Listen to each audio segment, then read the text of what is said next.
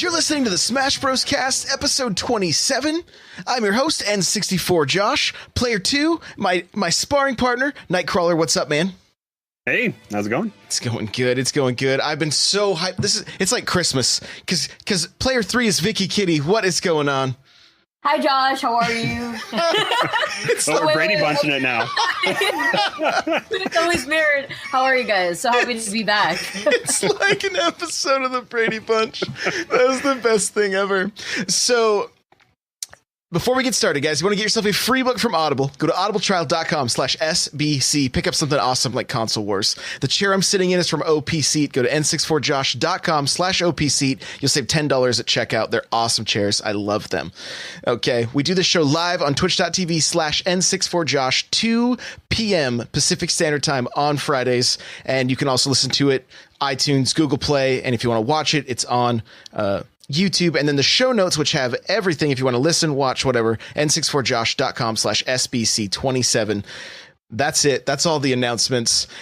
We have one little thing we have to get to before we can start talking to Vikki Kitty, and that is Crawlr.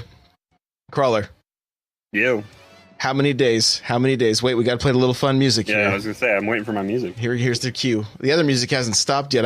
We went so quick through the intro that the song's just still going. So, we're doing it live. Here we go. Here's the countdown to Smash. How many days, Crawlr? All right, today is September 21st, and it is the first day of fall. Yep. And that means that we are in the season that Smash comes out. We are 76 days away from Smash. Oh man. Always getting closer. I'm actually excited because I'm less than, what is it? I'm 9 days away from getting to play Smash. Because I'm gonna go on Sunday next weekend. You gotta take that fancy new phone and get a bunch of video. So yeah. You're gonna be able to play Ultimate? Yeah, I'm going to the Colorado Best Buy stop. Oh, that's right, the Best Buy stops. I thought you were about to say you were going to go to Big House, which is a tournament. I was like, oh, I mean, hey, me too. You should also do that, Crawlr. I'm sure it's my wife's birthday weekend. I probably can't get away for that one. Oh, yeah, no. You would never be able to escape that in terms of excuses. You can't do that. Even for it's already bad enough. I told her I'm going to go away on the day after her birthday to go wait in line at Best Buy. So hopefully it's not as long as Chicago and New York. So. Oh, man. Yeah, I heard about those nightmares. Yeah. Lines are insane. For sure. So, Vikki. Yes. You have been a guest on my other podcast, the Nintendo Powercast, and we had an amazing time. Probably the most feedback I've gotten from any episode. Just like she had so much energy and brought so much hype. So we had to have you. We had to have you on the Smash Bros. Cast. I mean, you're all about Smash Bros. Right? Yeah. Just about. I mean, I eat, breathe, do everything Smash related. Like. I also have like this Nintendo pillow. I think I showed this to you last time. I have like an ultimate flag that's set up behind this monitor, which I'm not going to turn the camera around for, but it's there. I have, just about, that's just my life. That's my hobby and my job all at the same time, aside from just esports aside. I do other games, but Smash is just everything I revolve around. So speaking of other games, at the last time we chatted, I said, hey, you got to play Super Metroid. Like you gotta play it, and then you did, and you played it all the way through to completion. There's highlights. I'll try to get a link to the final run. What did you highlighted think? On my Twitch actually for the very last clip. What'd you think? So that game. At first, when I first started playing, I was like, there is no way in the 90s that a child was able to even get a quarter through this game.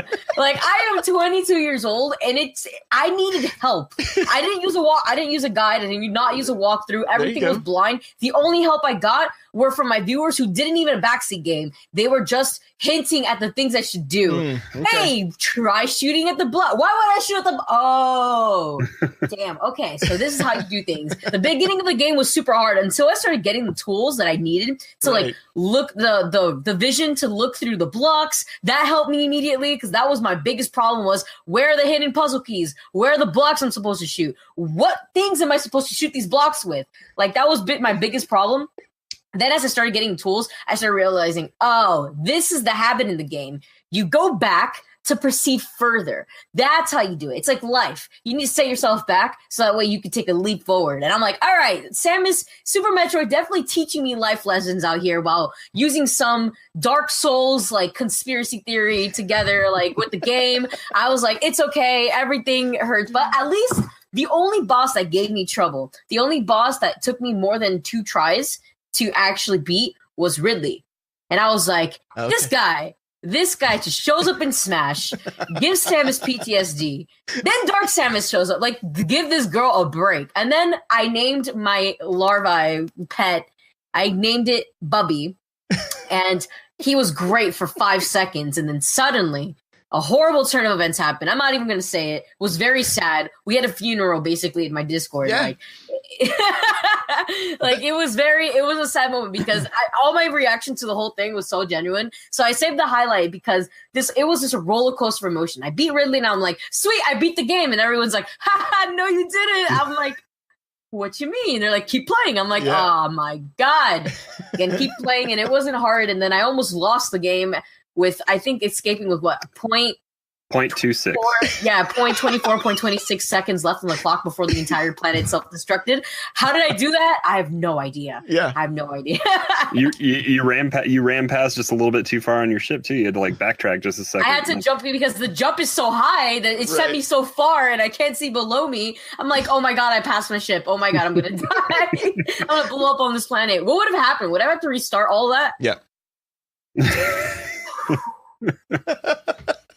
Well, and you didn't rescue the animals. I heard about that too, but you know what? The animals didn't help me either, so whatever. I was so mad at that level too. They're teaching me how to wall jump, but guess what? It still took me 45 minutes to learn how to wall jump. Right. No, but that moment when Bubby, Bubby? Yes, Bubby. When Bubby sacrifices himself, that's when I was like 12 years old, I was so angry. I was like, if you watch the very beginning of that game and it's like the black and white, like remembering and everything, you're like, oh, it's like my pet.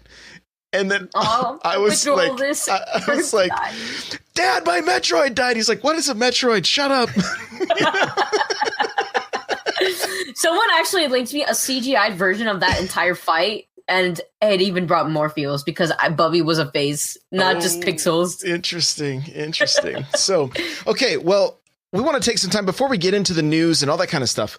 We want to get to know you a little bit better. Like, kind of give us your history with Smash. And I know we did this on my other show, but because some people only listen to one or the other, we're just going to kind of do it again. You know, just no problem. Yeah. I mean, if for those of you that didn't tune into N64's Josh's podcast, which you guys should have, but if you guys didn't though, basically I've been in the Smash community since I want to say like 2015. Been competing since then. Got into commentary around 2016. Was mostly a competitive player locally. Didn't really travel out of the state. My first out of state tournament actually was MLG, which was the tournament that Nairo defeated Zero and ended his, I believe it was 57 consecutive tournament win streak, 57, 52 around there. Nonetheless, it was insane. That was my very first out-of-state tournament. That's when I realized that this is legit. Like, I want to continue doing this. This is super fun. And then didn't really take commentary serious until October of 2016 when a local TO of ours in South Florida asked me to get on the mic. And then from there, was able to travel regionally within the state of Florida, did some events for MVG, as well as some other events up in Gainesville, as well as Tampa, until I started venturing out of the state of Florida, doing free gigs here and there for VGBC, did their Glitch, their very first Glitch side tournament, was my very first out-of-state tournament that I was able to commentate at. And then after that, I kind of just started going more nationally after I was able to do my first job with Nintendo at San Diego Comic-Con, where I was able to commentate the 12 and under tournament for kids. I love it. I could listen to that story all day long. What's the pinned tweet on your Twitter? What does it say?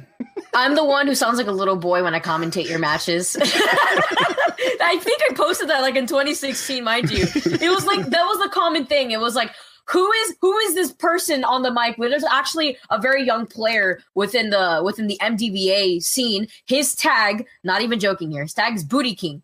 He was like, at the time when he joined the scene, he was like maybe like 14, maybe even younger than that. And when he would get on the mic, sometimes talk, and they're like, who is that talking? Is that Booty King? I'm like, no, surprise. It's not Booty King. It's me. It's funny. I definitely have gotten that online as well, where I'm playing like Overwatch or something. And this little boy was like, aren't you supposed to be in school? I'm like, no, aren't you supposed to be in school? So I just make a joke out of it because it's hilarious. You know, it's like suddenly, surprise, it's not that little boy that you definitely thought was behind the mic. Right. I love it. So what, like, getting into to doing commentary and stuff like that, like, that's not like an easy road, right? I mean, you've had to like work at this. You've had to grind. Yeah, as long as you're okay with thousands of people watching you talk about a game. I mean, how I think about it is when I first started getting involved with commentary was I usually like would be a spectator, watch the screen, kind of like fold my arms, think about like what's going on, literally just detailing step by step, like what I would do, like fold my arm, talk about it, have some, people around from the scene, talk about like what's going on the projector. It literally felt like just talking about a game that I enjoy competing in, visually, like seeing certain situations that I'm not ever put into because they're characters maybe that I don't play, mindset that I don't really like have a grasp around, especially as a new coming player. I didn't really understand a lot of decision making that was going into a lot of these plays until I was forcibly like, I had to see it on the screen. When I saw it, I was exposed to it, and it became a lot easier to process it. And similar to that, I just was thinking about like, I'm talking to my friend and I'm talking about this game that I enjoy playing. That just transfer that over to a camera pointing in my direction. And it was difficult in terms of like, you have to get over certain things and like how you deliver to your audience, like who's your audience, who's watching you, who do you want to get involved with the scene. So that's why I actually touch bases on a lot of beginning stuff. Maybe not obviously like the bread and butters of certain things in the game that happens, because that could be something that you could find you're repeating constantly on every broadcast you're on. But more so things that that maybe kids that are watching at home could feel like more attuned to, adults that have no idea what competitive Smash is, stuff like that. And eventually you kind of develop your own style and you find certain paths that help you get along with other commentators so that way it complements your commentary better. What was it like the first time you had to do some commentary? Were the nerves like, did you have any previous, like being in front of a microphone, like performing, anything like that? This is going to sound super weird. I actually was a drama honor society for like my entirety of high school. Okay. It was called the Thespian Honor Society. And wasn't ever like, I never had stage fright. And I didn't have any fright, actually. Did not get any nerves on the mic for like the first half year. And then suddenly when the viewership started kicking more and more, that's when the nerves started kicking in. I'm talking about like, I lost sleep when they did the ESPN Disney XD broadcast for EVO 2017. That terrified me because they're like, yeah, it's going to be on live television. Don't mess up. And I'm thinking to myself, I could become a meme overnight. And you know what?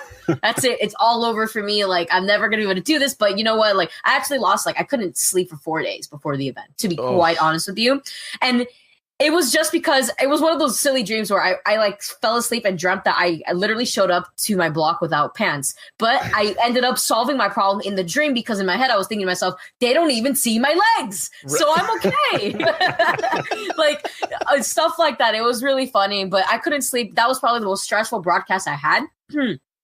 So honestly, didn't have nerves until like midway through my commentary career when the viewership started kicking up. But eventually, like things like, for example, the Smash Brother Ultimate Invitational, where I'm terrified probably for the first, before the next 2 days until the event. And then the day of the event, the moment I get that first sentence out, it kind of becomes just normal. Like, this is a game that I've commentated before. This is a game that I was able to play for a little bit. Just going to do what I do best and just talk about a game that I'm genuinely enthusiastic to see and announce to other people. Tell us about the prep for the Invitational. Like, so it was interesting because they didn't let us play the game until the night before. Yeah. And what they did was that they when they showed us the game, obviously we were under an NDA. We couldn't talk to anybody. We couldn't have our phones out during the playtime. We any notes that we wrote, they confiscated the notes and they kept it with them overnight. Like, it was really, really serious. And it was for 4 hours that they let us play. But in those 4 hours, the commentators were basically like, I want to give, I guess for me personally, because all the commentators were able to do their own style of learning of the game. Me, I like to physically handwrite notes because that's how it sticks with me better. Because, new Pokemon in the game, new assist trophies. You're not talking about just the new characters. We're talking about the casual gameplay as well. Mm-hmm. So we had to go into all the new items, all the items in general, refreshing our memories. Since I don't play with items, I had to go through all the names of the items anyway. All the Pokemon that were in the game, all that stuff, all the new characters, anything changed with the old characters that were being displayed in the demo. That on its own, I wrote maybe 2.5 hours. So I only got an hour and a half of actual gameplay the day before the Invitational. I have been able to play the game a lot more. In total, I want to say 6 to 7 hours in total with all the other events that Ultimate has been brought to thanks to Nintendo.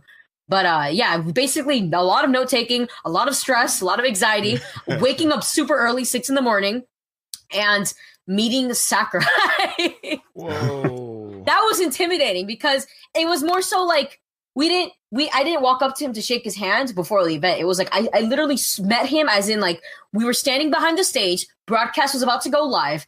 I'm like kind of like I rock the boat sometimes when I'm just anxious waiting. And I look to my left and Sakurai is just standing there with a mic in his hands, just standing there. He's maybe like 2 people away from me and I'm like, oh my God. That's my dad. I don't how do I speak? I'm just not gonna speak to him. I'm gonna let him do his thing. And he kind of looks at me for a little bit and then he just looks away again. I'm just like, oh my God, this guy totally thinks I'm so weird right now. I'm not even gonna talk to him anymore. I'm not even gonna bother to introduce myself. But yeah, he was there and I was able to say hi to him afterwards, but nonetheless, like before the broadcast, he was there and I was like, this is real, this is really gonna happen. Like, let's do this. I'm totally picturing you running at him like Buddy the elf and just tackling him.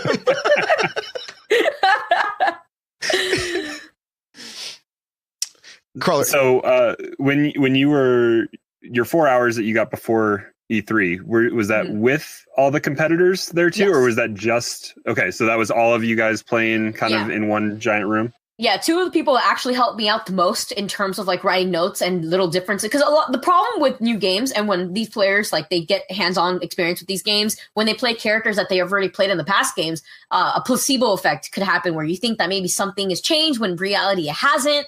Maybe the frame data you think is different. So I actually had Nairo and Leffen both help me out in terms of like mechanics and things that have changed where we actually were able to test them ourselves before like finalizing. Yes, this is different. No, this is not different. Yes, this ledge mechanic exists. No, this ledge mechanic does not exist. And I was like, you guys are godsend. Like I was writing, looking, because it was them too. And I was just writing next to them the whole time. It sounds so awesome. Like I'm sitting here just like super jealous. Like, oh my gosh. Like, cause I mean, we watched the whole thing. We were like, you killed it. Everybody there did such a great job. Like just making that thing run smooth and, seeing all the pros compete, watching Nero go against the, oh yeah, the free for all. I'm actually so happy that they let him in for that too, because the whole I want to say the main disappointment that a lot of people had when it came to the Invitational was that Nairo wasn't in it, and Nairo was the biggest. I want to say he is the biggest Smash streamer. He is the biggest influencer on the community. Nonetheless, yes, we understand Zero is the best player out there, but Nairo's family, the Naifus, the way that he interacts with his audience, the way that he meets with his fans, the way that he streams religiously, streams Smash, has his own mod pack, pushes his brand on stuff. I would say, has the most influence as a player in the Smash 4 community. So that was the most surprising thing, in my opinion, was oh, wow, Nairo's not in this? Even though he's a contestant for a top 3 player in the community as well, it was kind of crazy. So I'm actually really happy that they were still able, because he wasn't originally in their plan to put into the people that were going to play with against the other people. Like they had the cosplayers, they had the celebrities, or I guess guests. They're not even like, they didn't call it celebrities, they called them like special guests. So it was the cosplayers who special guests, and I believe they had sport guests as well. And Nairo was part of the special guests. So I was like, oh man, like I'm so hyped for this. They even got people from the crowd, I believe, at one point. So I was really excited for him, because honestly, he definitely deserved it. Yeah.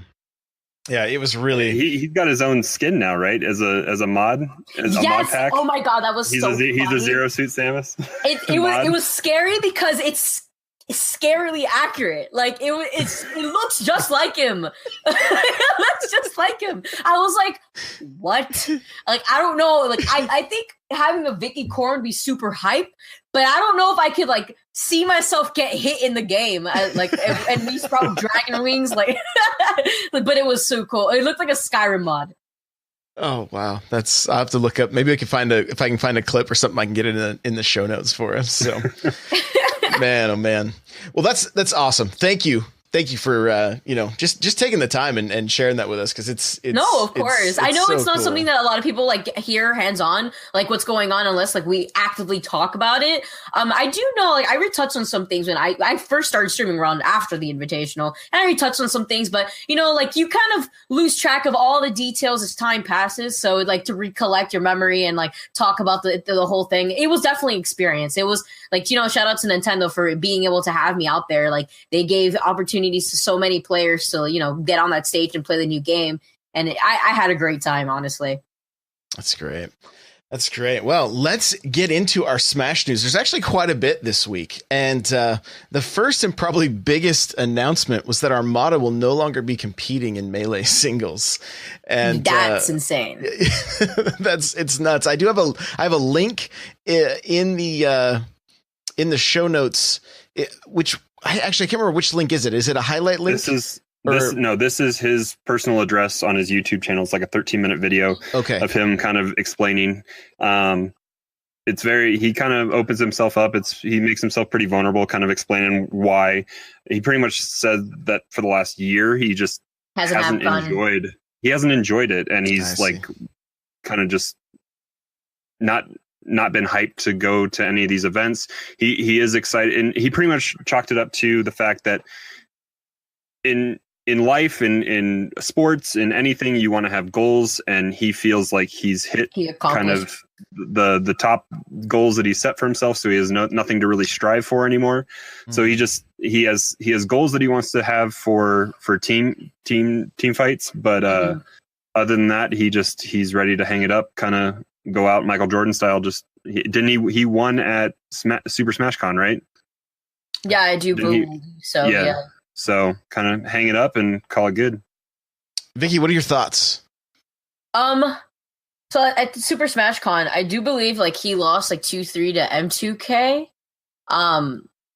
But the fact that I think he actually 3-2'd him, like reverse 3-2'd Mewtwo King. So like that was a crazy grand finals. And the fact that he's retiring so soon before Big House being a tournament that mostly focuses around Melee, I can understand where he's coming from, though. Like it's like at a point where you hit a brick wall and you're like, I've done everything I could accomplish in this community. I've taken it above and beyond, made it a career for myself, but I'm not having fun anymore. He does say that he doesn't want to quit doubles, I believe. So I think he actually will be still at Big House, but not for singles. I think he's going to be there for doubles only. I know he's not competing at Summit anymore, though.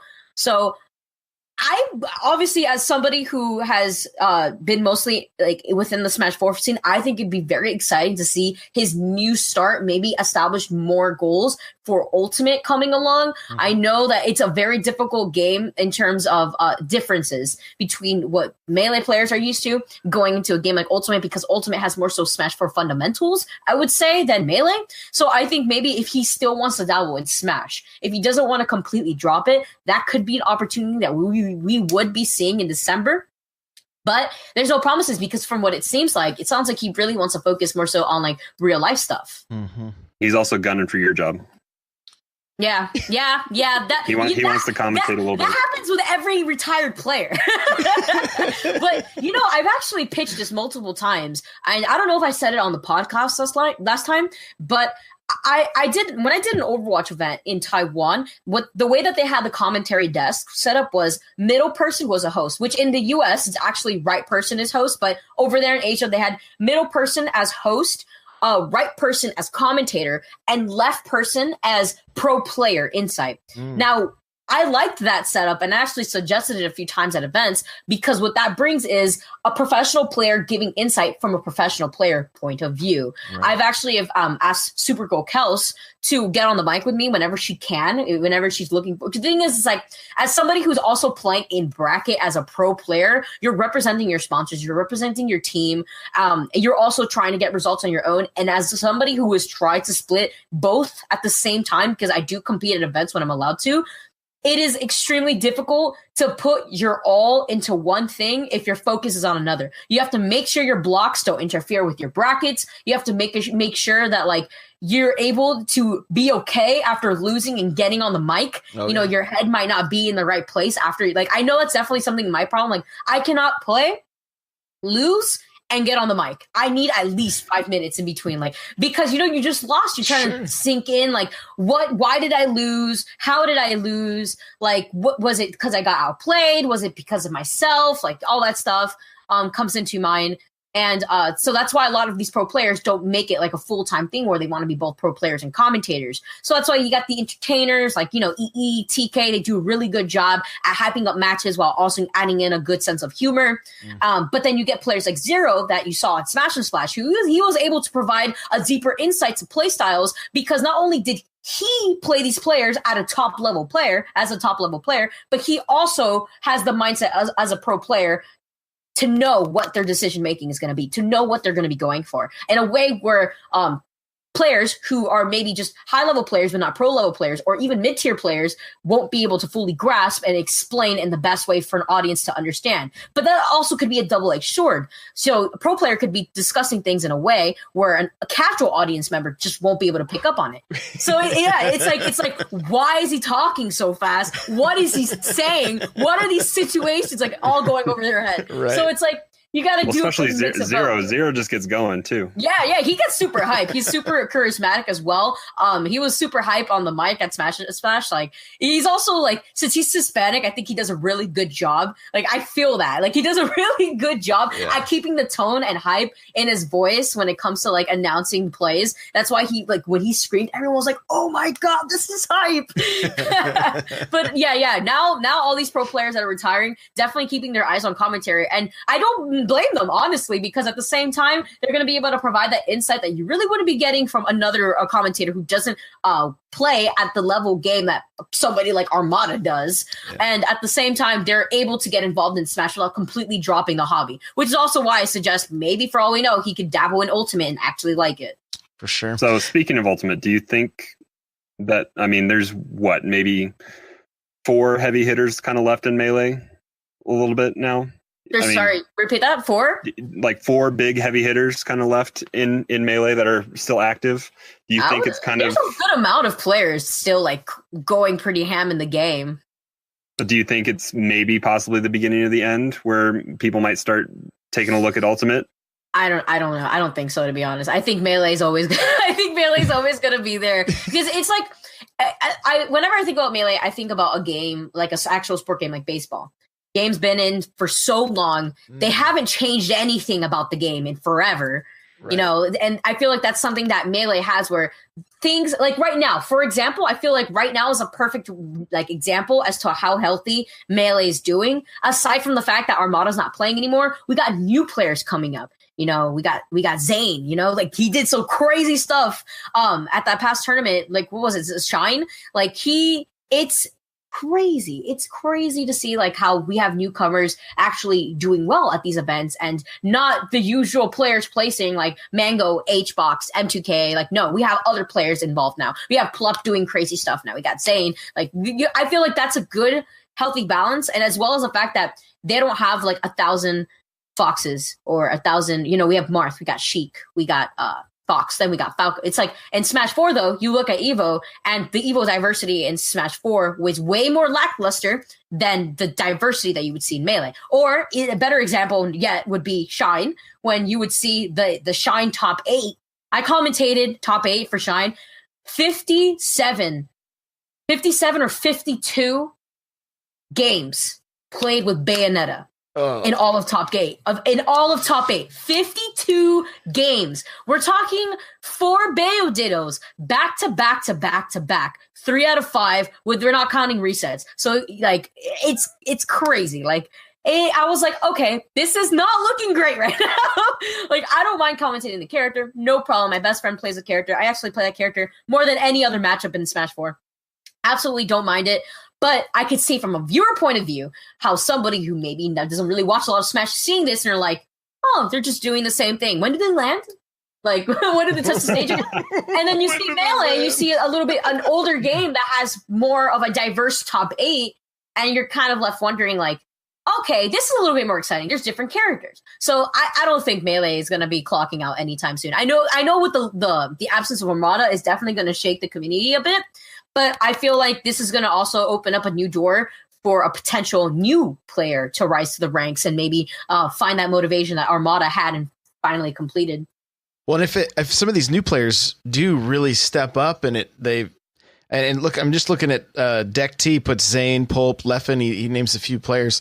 Like, we could have an old gods versus new gods kind of marketing going on in the future. That would be so hype, actually. I would watch that. I would watch that, actually. That sounds pretty hype. But yeah, that's why I'm saying, like, I really, to be quite honest with you, don't think half of these Melee top players are going to even dabble with Ultimate. To be quite honest with you, it's, again, like the example falls back into baseball, where it's like a lot of these players, they like to play the game. They don't like a lot of change. You throw something that's different to them and they just don't like it. They're not very open to the idea of it. They rather set for what's comfortable. I mean, for a game that has been, it's like, this game is almost as old as me, to be quite honest. And it's still going as strong as it is. Like, so if you ask these players, a lot of Melee players, you ask them what their favorite game is.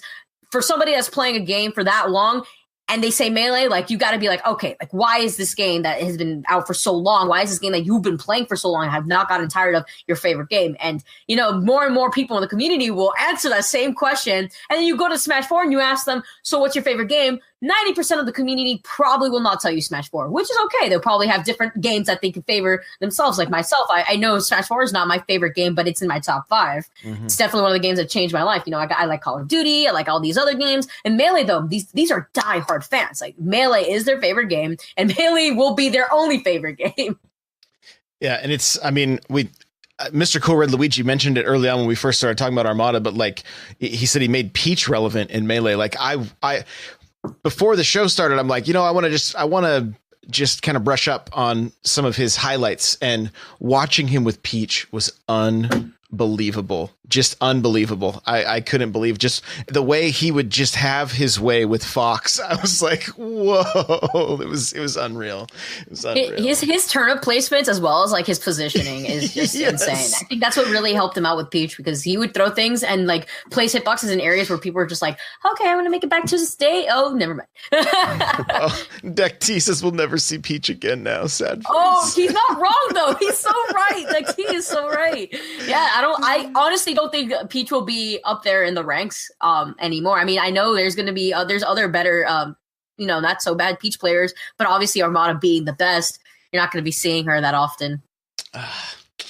All right. Well, moving along in Smash news, the new dock and Joy-Cons that are available with the special edition are also, there is a placeholder at Play Asia. We have a link to Nintendo Wire article. So if you really liked the dock, but you kind of thought the Joy-Cons were a little lackluster, like we kind of do, like, you could almost DIY those things with a little bit of masking tape and some spray paint if you want. It's just like 2 lines. But you really liked the dock, you're going to be able to import it from Play Asia. So that's kind of cool, because really with the tablet not having any graphics on the back, the dock is kind of the only thing that's really appealing to me. And I know when we told Vikki, she was like, What? Yeah, I didn't know that they actually sold the dock and the Joy-Con separately. Like, I thought it was just a Switch bundle pack. So now that you told me that they actually had the dock sold separately and then the Joy-Con sold separately, like, count me in for the dock. I don't really need the Joy-Cons, but the dock in general looks so cool for the Ultimate design that I'm going to be checking that link out. Here's what kills me. The Splatoon 2 Pro controller, on the sides, the grips are the same colors as the Joy-Cons that they released for Splatoon 2. And when the Pro controller was shown for Smash and it had white grips, I was like, we're getting our white Joy-Cons, right? We're finally getting... I would have gotten white Joy-Cons if they'd had it come out. That thing would have been in a no-brainer for me whatsoever. If they had been white Joy-Cons, or the other thing I've been saying is if they had been black, I would have been all about it. Like, they just look smooth. It's okay. I don't know. Maybe they're thinking. I feel like they're gonna come up with a different design throughout the years to keep the game a little bit more refreshed and keep people buying the bundle packs. Oh, the beautiful thing with Smash is if the game does very well, which I have no doubt in my mind it's going to, then what we're gonna probably see is, next year, if there's any DLC that drops, maybe the following year we see then the ultimate pack that has everything included. You know what I mean? Everybody, even the DLC. Yeah, that's what I'm saying. Or like maybe they announce like a DLC character, like example. This is my dream example, but Kingdom Hearts gets released in January, and then suddenly Sora's in Smash. Oh my God! Buy your Kingdom Hearts Smash influence package here today, and it's like a copy of Kingdom Hearts downloadable for the Switch, and then like a Kingdom Hearts or like Smash with Sora in the cover, like Joy-Cons or something. I don't even know. Like I'm reaching here, but you see why I'm reaching. I like it though. I like it. So this is a possible leak. Crawler, I'm going to let you take this one, but we want to just let everybody know, like, fast forward 30 seconds to a minute or whatever. If you don't want any leaks, if you're in here live, we're going to talk about a possible leak. It's just an Echo character for another fighter, but we want to be... I know some people really just want to be surprised. I wasn't super excited when I'm like, oh, cool. That would have been a good surprise. We've talked about it. I think a few weeks ago, we've put that out as possible. So go ahead and fast forward just a few seconds here. We'll just talk about it real quick. But the potential leak, I think we've seen a screenshot posted as well of in-game footage, has Ken from Street Fighter in the game as Ryu's Echo. So you know what I really hope we see is his stage from Street Fighter with the barrels, in my Suzaku Castle for Smash 4, I literally only had Ken's theme playing as the background music. I lowered every other song and I just put Ken's theme up because I think Ken's theme is way better. I actually, if that's real, if that came out today, is actually true. I actually felt like it is going to happen. I've read a few lists myself. They all have him in it. And I kind of would see the opportunity to put Ken as Ryu's Echo Fighter. What better character? It would be hype if they added Chun-Li, I'm just saying. But I could definitely see Ken being a better replica for Ryu's Echo Fighter than Chun-Li, for example. So I kind of just saw it coming. It's not so surprising. Although we were talking about this with you guys beforehand. I hate leaks. I don't like leaks at all. My curiosity kills me, but I rather see the genuine reaction. I think you know what, to be honest though, I think even after even if I saw Ken as an announcement, I probably wouldn't even react. I don't think I would react. Not that I wouldn't be hyped. It's just more so I kind of saw it coming. Yeah, it's a no-brainer. Yeah, it's kind of duh. I mean, it makes sense with all the echoes that are coming out. That's a no-brainer. Yeah, and I mean, Akuma is also another one, and if they really wanted to throw out the troll Dan, he could be in there as well. So that'd be wild. That'd be crazy. Right. So this is some of the best news I heard today. I was really hoping that Nintendo would step up and do this. What we're about to tell you. And they did it. I was so happy. Chris Taylor goes by @Spooky Woobler on Twitter. Wobbler. I think that's Wobbler. Spooky Wobbler? And I may have added an extra O. I don't know. But I'll try to find the Twitter link so we can actually link it in the show notes. But yeah, I have it. Going. I have it right here. You have it? Yeah. Okay. Oh no, it's in our old call. So that's why I'll find it. But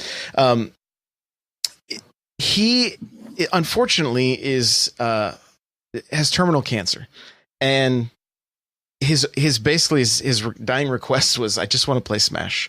Like I've been so hyped for this game, and it doesn't look like I'm going to make it to its release. And Nintendo contacted him on Tuesday and said, hey, we're going to bring a Switch with the E3 demo. And he got to play for 3 hours with his mom, brother, and his friend. And Vikki's face. That is amazing. You just literally made my entire day. You have no idea. I saw that and I retweeted the post, actually. Yeah, same. And I'm like, I really hope they do it. I don't know how strict Nintendo is in terms of like letting people play their product, but this is a special case, and I really hope they do it. And I literally did not know if he was able to play or not. I had no idea, and you just told me right now. And I am so happy. That actually just made my day. Oh my God, I'm so happy for him. Yeah, and he said, he's like, okay, they contacted me and they said, don't tell anybody we're coming. They don't want, because even having the game in the Switch in route is like, it's super classified. Everything they do is majorly classified. Yeah. Like, they have to go get through walls and walls of permission to do anything. Right. And so he said, fine, that's fine. And then they showed up today. They played for 3 hours and then they left. And his Twitter is blowing up. He's very, very happy. So yeah, he got to play with I think a friend with him, and then his parents were there as well. And 2 reps from Nintendo came. So yeah. All the feels. All of the feels, exactly. So, and I wonder if they recorded it. Right. Yeah, it's a good question. He is posting some pictures. There are going to be pictures going up. They may be up as of recording. He was waiting for his mom to send him. That's what he said. Like, I'm just waiting for my mom to send me the pictures. So yeah. But it is it Spooky Wobbler or Woobler? I don't know. There's 2 O's, right? Did I have it spelled right? There are 2 O's. Yeah. Okay. And there's some pictures. Yeah, there's some pictures of him in his house playing on a TV with controller in hand with looks like 2 friends. So cool. We have his Twitter linked here if you want to be able to check him out. Oh, I see it. So. Oh, this is amazing. I love it. Oh my God. Yeah, it's very This is so wholesome. Yeah, it's really, really cool. Really cool. You guys should definitely check that out, guys. At Spooky Wobbler. Yeah. His name is Chris Taylor. He was able to play Ultimate. I don't know if you guys didn't see his thread beforehand, but he really wanted to play the game. Unfortunately, he has terminal cancer, and he just wanted to get his hands on the game before anything could have potentially happened to him before the release date. So I'm actually just so happy to hear that Nintendo was able to help him out. Oh, that's amazing. Yeah, very cool. Very cool. All right. Well, the Pro Controller bundle was not announced, but they showed the box right after we ended last week's show.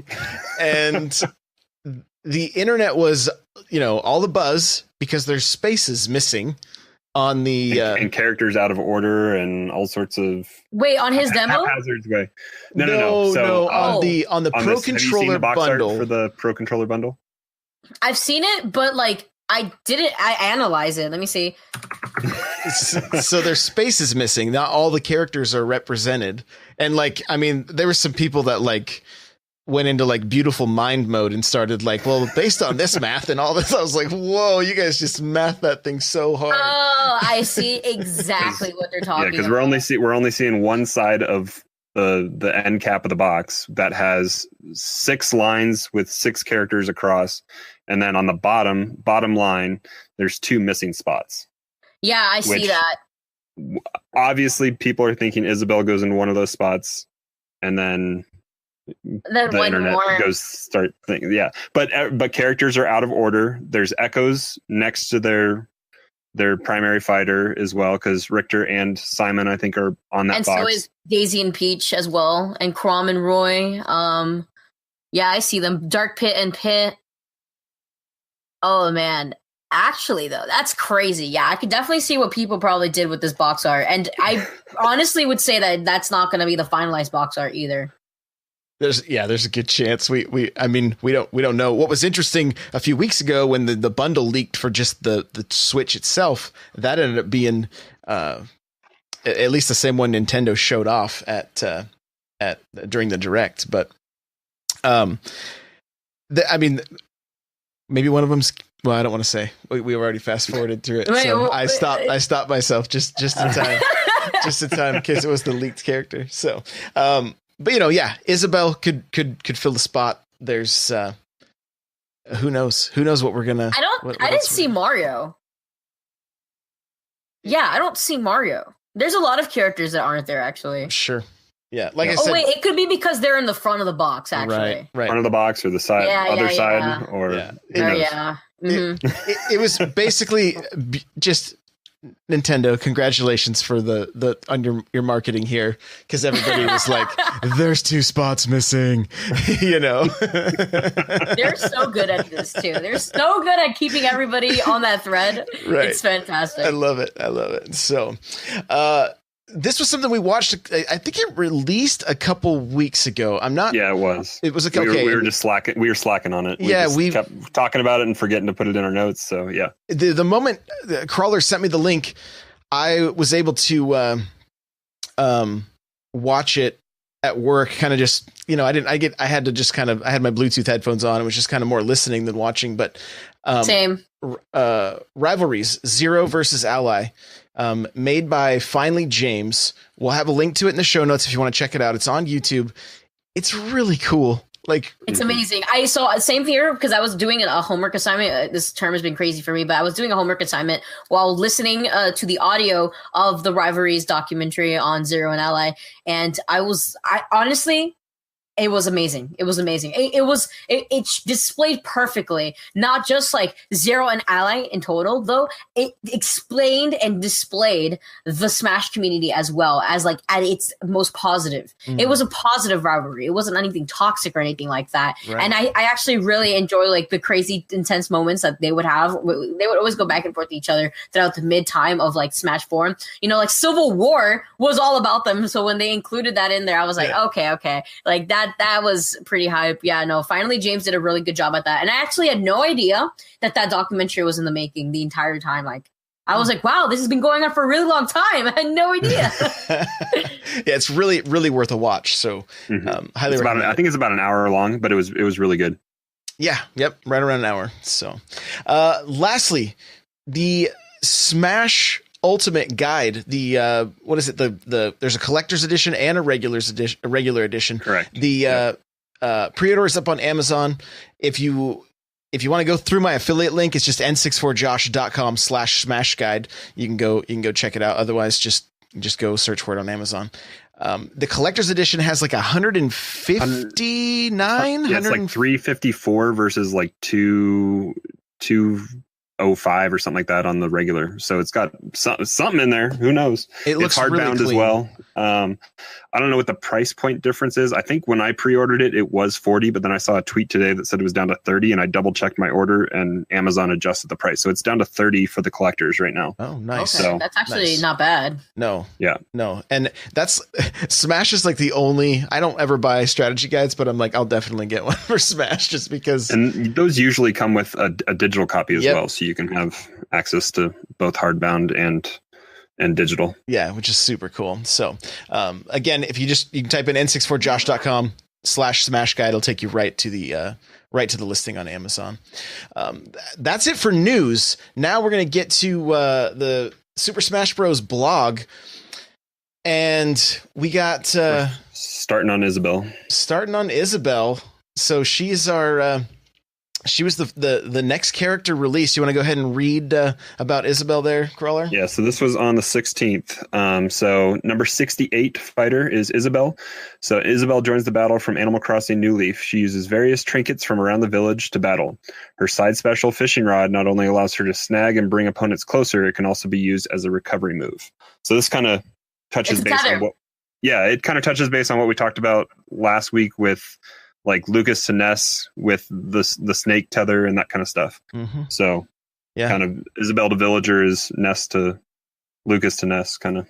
We're gonna talk a little more about Isabelle at the end here. We're gonna keep moving. Shovel Knight is an assist trophy, which is so crazy that he is in Smash, right? Like this little 4-man team creates this game, and now they've sold over 1 million units of Shovel Knight, and their character is in one of Nintendo's biggest franchises of all time. That's super hype. I wasn't expecting him to be a fighter, to be quite honest, but to see him as an assist trophy, I was like, okay, that must feel so good to know that like your small little team was able to put together a character that finally made it big, like the character in general had gotten a lot of traction, was on the poll already for like the Smash 4 ballot characters, but the fact that like he now is in Smash Ultimate, although not as a playable character, but just there in general as an assist trophy, like that's pretty hype. Yeah, but for $40 you can go play as him in Blade Strangers. That's true.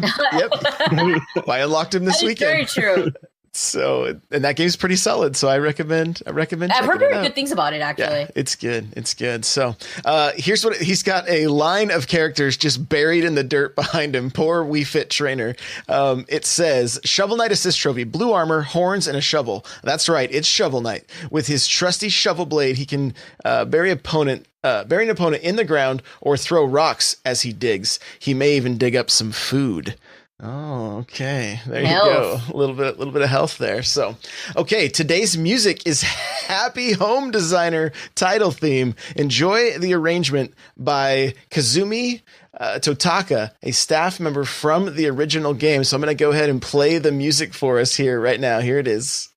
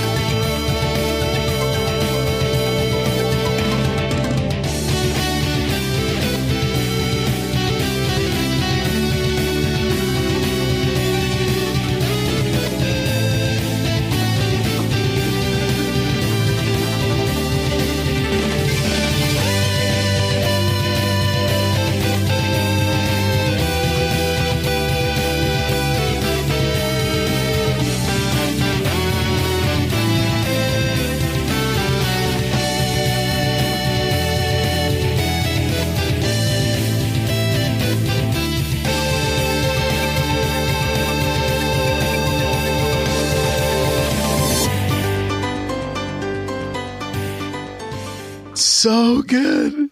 I'm gonna have to go back and listen to that one because the start of that got me very intrigued. So wait, did you say that was from Animal Crossing? Happy Animal Crossing, Happy Home Designer. What? Animal Crossing. All right, like, more like Animal Rocket. Yeah. Right, so it's that actually. Yeah. Mythical One said the same thing. That's awesome. So I don't know what, like, did they hire a bunch of guys that used to play in 80s like glam bands or something? Like those harmonizing guitars, man, they're just singing together. That was amazing. Yeah, super cool. Super cool. All right. Today's stage. Vikki, do you have these in front of you? I actually. You say that again? It just cut out. Stinking Discord. Oh, maybe so opened up the blog. You got it open. You said. Can you hear me? It can now. Yep, there it is. Yep. It just it was literally cutting. It was like the worst possible cell phone thing. Like, can you hit? Oh wait, Discord. Yeah. I'm on where it says today's music. Okay, so right above it, you want to go ahead and read us about the stage on the 18th? Yeah, today's stage. Onett, Ness's hometown, has a drugstore in the middle and houses on either side. Watch out for the cars entering the stage from the right. They can hit you for 30% damage. What? That's a lot of damage. I actually, I know it has a lot of knockback, but I did not know it was exactly 30%. That's no joke. That is no joke. So I wonder on that stage, if you turn off hazards, are there just no cars? Or are they just going to drive right through you?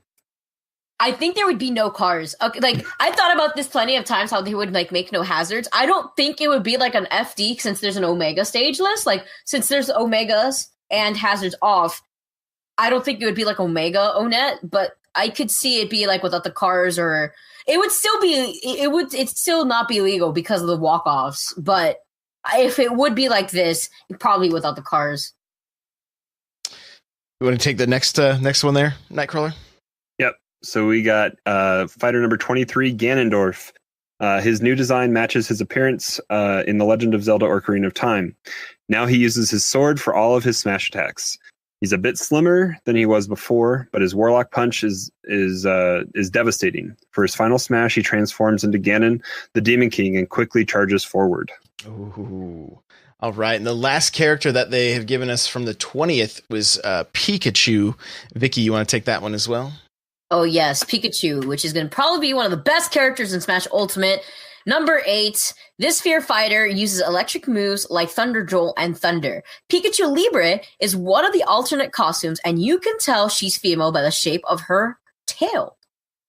The little heart. Yeah, the little heart. Yep. So Josh learned that earlier this year. I learned that as well. I didn't know that either. I learned that when they announced female Pikachu even being a thing, like it was just a heart-shaped tail. I thought they had a female Pikachu like in the very olden part of like the anime, and it was like a normal Pikachu with like a normal tail, but I guess they actually like distinguished it with the heart-shaped tail now.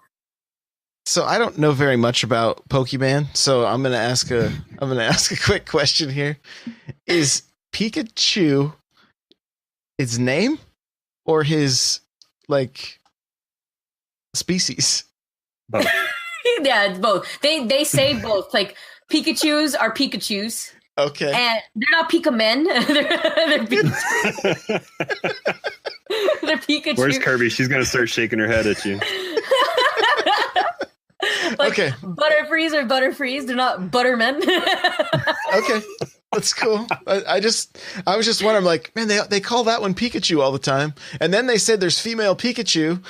Like, now I'm really confused. Like, what? But they also say their name to speak as well. So. Yeah, that's their language too. They speak shouting out their own name, just in case you forget. One day I'm gonna figure all this stuff out. One day. All right. So Twitch was playing all the Pokemon for you to watch. I guess I missed. Yeah, it. they were. Yeah. Oh my gosh, I had a Yeah. friend that was watching in real time. I couldn't watch any of them, but I heard really good things. Rock Redford's mad because you played Yellow. You did play Yellow. Yeah, that was your first JRPG. That was like before Vikki was born. That I. He's not wrong. Wow, that's crazy to think about. That is, wow. My first Pokemon was Red and Leaf Green, but that was specific. I wanted the games before then, but that was specifically because I was allowed to play Fire Red and Leaf Green at the time when it came out. Gotcha. So I think I actually played it like when Game Boy Color came out. So it's like 2001, I think, is when I finally went through it. But maybe might have been 99. So, all right, Vikki, you have had multiple hands-on with Ultimate, right? And I've seen some different tweets, some videos you've put out, things like that. And so just give us some impressions. Like, who have you played? Give us some impressions. I know you've tweeted out some possible combos and kill confirms, things like that. So where are you at? The characters I've been able to dabble with hands-on have been Marth. I've played. What did I play? Bayo? I wasn't sure if I played Bayo. I think I played maybe a game with Bayo. I played Marth. I played Kirby. I played a little bit of Bayo, mostly Corrin. What other character? I did dabble a little bit with Inkling as well. And I'm going to stop you real quick. What did you think of Inkling? Like, to me, I got a little bit of a Fox vibe from it. Like, fast. I got literally just the definition of fast. The character is going to have a lot of tech ability, I would say, like in terms of like, I feel like the character is going to have a high ceiling cap in terms of like skill, just because of the fact that I think the character could do a lot of interesting things just with the paint on the ground, putting paint on the opponent, taking advantage of the fact that they deals extra damage on the opponent. I forgot. I wrote down this on my notes. I forgot if it alters with knockback. I'm not too sure. I think it just has to do with the damage on the opponents when they have paint splattered on them. But in terms of like the movement could be increased if they put the paint on the floor and the actual Inkling moves faster and the opponent moves slower. So like I think just in general, I think that's going to open up a lot of opportunities of like triplats. What are they going to do on triplats? Are they going to cover the spacing here by putting paint on the platform, covering any opportunity you have by the ledge? Maybe cover the platform if you do land on it. They have a better way of reacting to it if you're going to be slower, like stuff like that. I've played against a few few players / characters as well. Like I was able to play against Mistake. They played a Bayonetta against me for like an hour and a half when we were in Canada. And he's so ecstatic for Bayonetta because he thinks that Bayonetta is still super good, which he was still able to ceiling combo people. He told me himself that he thinks that SDI is like not prominent at all in the new game. Like it's there, but it barely makes a difference. And Bayo's going to be completely different though than what it is in the demo, because Zachary was shaking his head when he saw MKLeo just destroy at the Invitational. So I literally was like, "Oh, mistake! You can't ceiling combo people." I played Lima in Ultimate for I want to say like 30 minutes at Evo, and he couldn't ceiling combo me. And he goes, "Girl, do you know who I am? I'm not Lima." I'm like, "Okay." And then he played me. I was like, "You know what? I don't even want to play against you anymore." It was so funny. But yeah, he was still able to do a lot of crazy things with Bayonetta, even in Ultimate. But nonetheless, the characters I was able to play against were like Snake, Pikachu, Cloud. I would say, honestly, not so diverse in what you would think, because of the fact that like a lot of the characters that people are waiting on aren't like the older characters. They're waiting to play Chrom. They're waiting to play the Belmonts. They're waiting to play Dark Samus. All these people. Now I'm waiting to play Isabelle out here now. I played against Ridley as well. There's actually a video that will be uploaded soon, or unless XX already uploaded it. But I know Bam and I played. It was Ridley versus Kirby, which is the video actually that I showcase. I believe on my Twitter, where Kirby was able to do the down air into rock both on the ground and in the air. It seemed as if it was a confirm, which would open the possibility that now Kirby could potentially have kill confirms, because that was the biggest lackluster thing the character had. Now the character also has Kirby melee dash attack. So instead of in Smash 4 when Kirby would do a dash attack, he would spin his legs like in the air and like hit you while his hands are on the ground. And instead of that, in melee, he would literally rush forward as like a meteor ball with just on fire, and that's how he is in Ultimate now. Okay. So little changes to that. There's one of the things I would say I dislike in Ultimate, and I guess it has to do with familiarity, would be the fact that things don't seem as if they combo like they should. Example would be, I've played majority of the entire Ultimate demo with Corrin, because I do plan on playing Corrin in Ultimate. She's extremely different. Her pin does not work at all the same. Now, instead of a punish tool, you actually have to use your brain. It's insane. I have to use my brain. But nonetheless, I actually have to like watch out when you use pin, because the move in general just has a lot of lag. You can't rise with it. Even if you kick, you land with a ton of lag, because you have to wait for her character model to lay down on the ground and then to physically get up before you could commit to another action. So that was a big nerf to her. So you have to play around that by now you could cancel pin. So to compensate over the fact that pin is just extra laggy, now you could actually drop from the pin. So you could hold pin, and instead of having to kick forward or jump up, you could just press down on the analog stick and Corrin just drops from her pin at any time. You can mix up the timing to it. You could also have pin as an active hitbox by a ledge. You could ledge cancel it a little bit easier, in my opinion, now, while staying grounded by the ledge. So like stuff like that, I would say have helped her out. But other than the fact that like Kirby and Corrin were mostly my main characters that I was able to dabble with in Ultimate, my biggest complaint for both characters was certain combos just didn't feel like they were still there anymore. So for example would be Kirby forward throw into fair, regrab, forward throw into fair, usually works on like midweight characters, midweight to heavier characters, and in Ultimate it doesn't even work like on DK. So I was like, that it works once, it works the forward throw into fair. That was the only thing that worked, but you couldn't get the regrab and you couldn't get the next fair. Corrin, for example, she was able to get a single down tilt into a single up tilt, which is a true combo. And then she was able to go for a fair in Smash 4. In Ultimate, the most you would get would be down tilt once, up tilt once, and then one fair before you would have to actually like try to reach over for the second fair. You would have to see where your opponent's DIing for it to connect. So it's like, okay, so certain things, the knockback is what seems like it's off, in my opinion. I feel like that was the one thing that a lot of people talked about when E3 demo came out. After the Invitational, people's biggest complaint was knockback. And it wasn't until recently where, I guess as I got more comfortable with the controls, because we're not allowed to play on GameCube controllers. Right. We're only playing on Pro controllers, and we're not using our game tags, so we're not using our button layout. Exactly. Yes. So as I've been playing more, I've gotten used to what they've been giving us. And I could say like the knockback is definitely like one of the biggest things that I don't like. A character though that seems to benefit off of the new knockback in the game is Ike. I would say Ike is scary. Like he is, in general, he was already scary because he's basically a tank character. Mm-hmm. And the way they balanced that was his speed, his slow speed.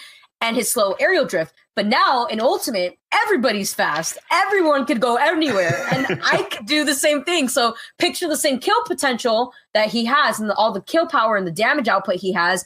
And then you add that with speed, and it's like he's a fast tank. He's about to hit you with that big sword, and it's going to hurt. So I actually think he benefits greatly from resetting neutral, and the fact that he actually seems like he has a good amount of combos. Same combos as like Smash 4, but combos that also come out that like he forces you to be safe when you land back onto the ground. And especially since you can't air dodge now, like you usually can in Smash 4, you have to be wary of where you're air dodging if you want to make it back to the stage. Dekti says the controllers and button layout is so hard to get used to, and the grab on L is so weird. Like when I played it at PAX, I was like, "What? I can't." Like I play this on my 3DS sometimes, right? You know, like I'm used to that. But then when I started playing, I'd been playing so much on the GameCube controller, and I hadn't touched the 3DS. I was like, "How do I jump? What button does what?" You know, like it threw me off. It really did. So Dekti says I just cannot grab.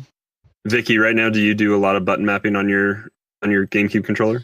I do actually. So if I could display it, since my chroma key isn't on, you guys could actually see my controller. So the way I have my controller layout is this bumper trigger is not shield. It's actually special because it helps me do B reverses better. This back bumper, the other back bumper, is shield. I use my C stick with attack. I use Y for jumping because my tap jump is off. I use Y for jumping and X for grabbing. So yeah, you could just imagine the entire button mapping thing like that Nintendo had going on. Yeah no. It's so different than what I was used to, at least. But as you play more, you just kind of like, you get the hang of it. Like short hop aerials was the easiest thing for me to get used to because you could jump with Y in the normal default controls. So I was able to do YA a lot easier, especially since in general short hop aerials was supposed to be implemented into the controller as a double button layout on purpose, so that way it could be easier. Did you find the short hop helped with corner? With connecting or yeah, probably with her fairs, it would allow connecting fair a little bit easier as well. I would say that's going to help out any sword character, maybe even like Chrom, Marth. Like that was definitely like the go-to thing that I noticed. So I want to go back a little bit on the combo conversation about things being a little tougher. Like Mario, obviously his down throw to up tilt is gone, right? Yeah. But yeah, as a Mario main, I'm actually excited to see that thing's gone because it just felt so cheap. Like it felt like there were and once you start playing with more advanced players and things like that, they wouldn't get trapped in it quite as easy.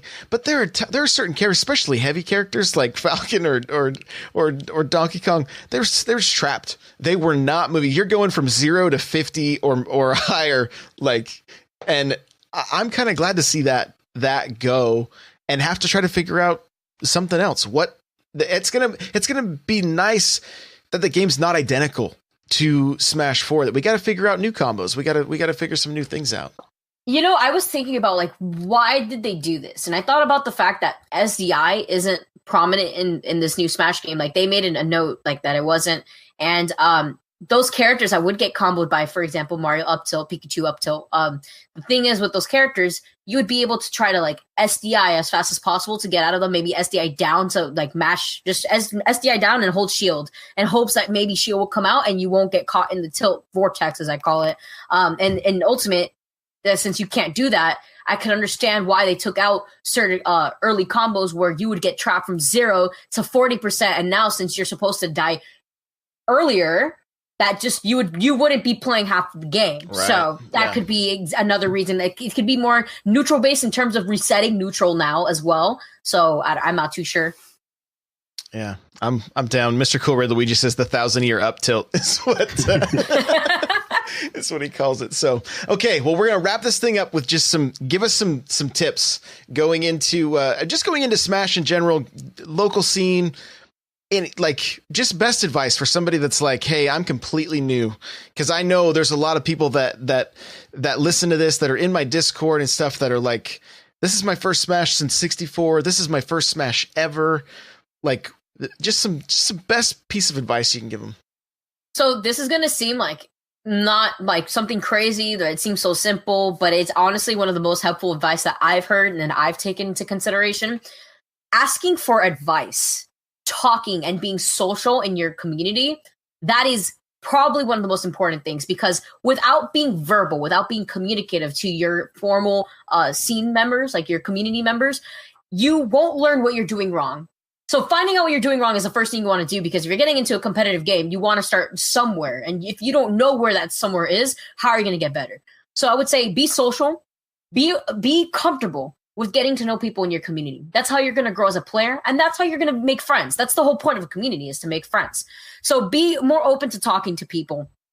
Practice. Now that online services are going to not be as laggy and as unbearable as it is on the Wii U, on the Nintendo Switch. Hopefully. I've heard really good things, so I'm hoping. But nonetheless, like I'm seeing that the Nintendo Switch is having great outcome with their internet services. So I'm hoping that Ultimate is going to be able to be playable against people that are playing online. So online practice is definitely going to be bearable now for people to practice on. So now there's and it's a Switch. You can take it on the go anywhere. As long as you got Wi-Fi, you should be good.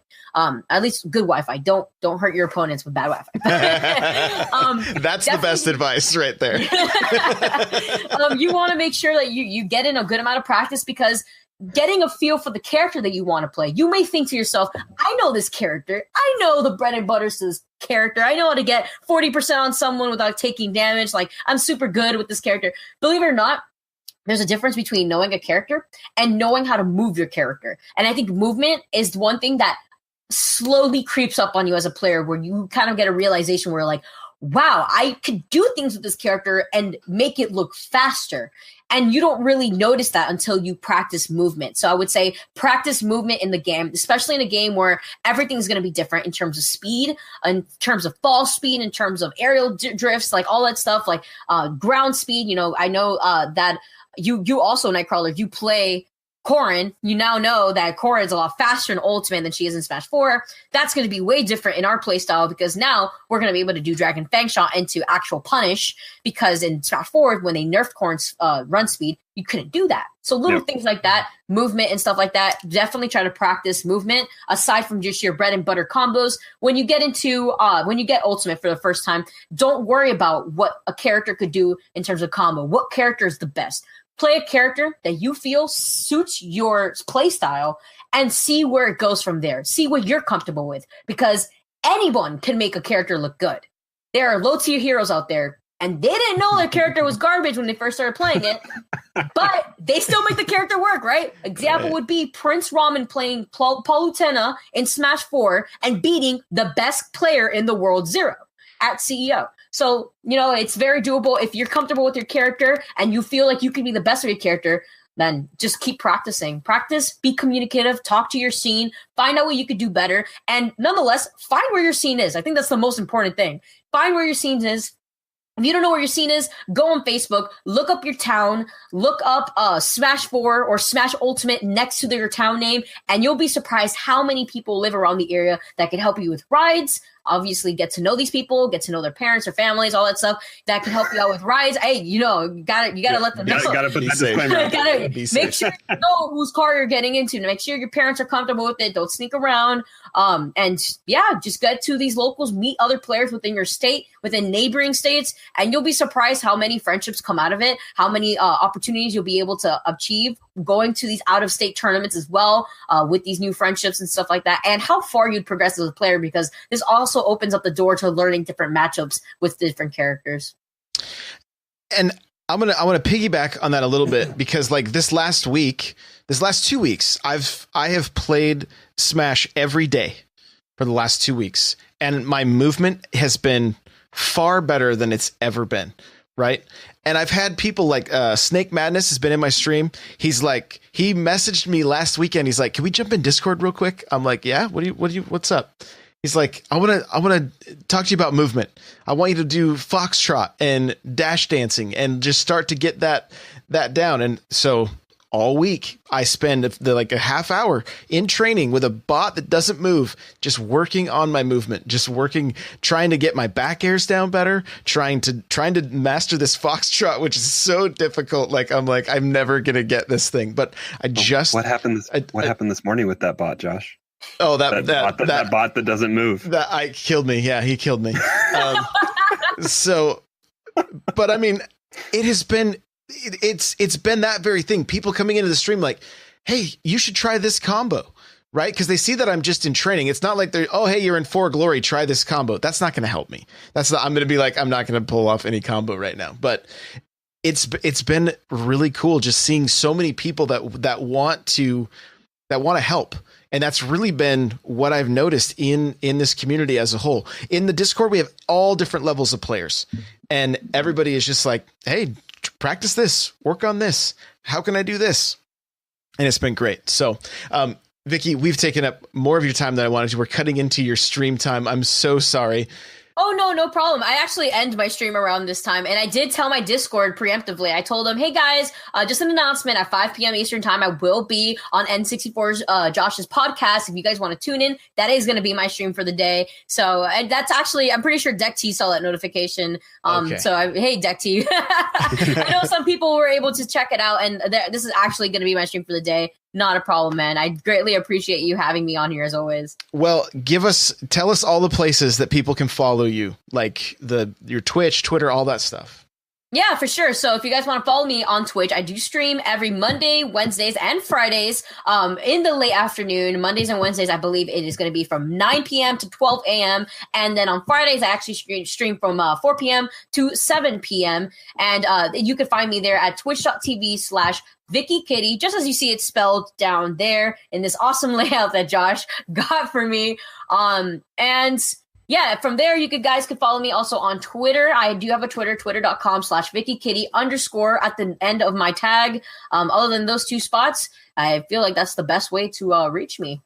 Awesome. Crawler, where can we find you, bud? You guys can find me on Twitter, NightCrawlr724, NightCrawlr without the E.